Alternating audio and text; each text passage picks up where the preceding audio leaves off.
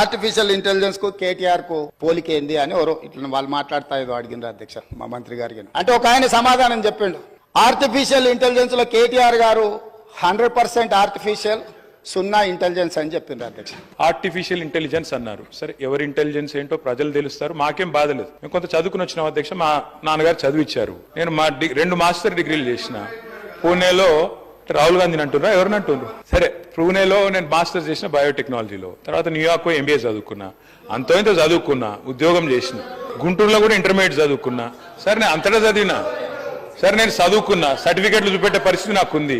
వాళ్ళు ఎక్కడ చదువుకున్నారో తెలియదు, ఏం చదువుకున్నారో తెలియదు. నేను మాత్రం చదువుకున్నా, కష్టపడ్డా, ఉద్యోగం సంపాదించుకున్నా. అదే ఉద్యోగం మీద ఇండియాకి వచ్చినా. మరి నాకు ఇంటెలిజెన్స్ ఉందా లేదా అంటే నేను పోటీ పరీక్షలు రాసిన, జీవితంలో ఇంటర్వ్యూలో అటెండ్ అయినా. మరి ముఖ్యమంత్రి గారి గతం ఏందో నాకు తెలియదు, రకరకాలుగా చెప్తుంటారు కానీ నాకు గతం తెలియదు. నేను అనేది ఒకటే అధ్యక్ష.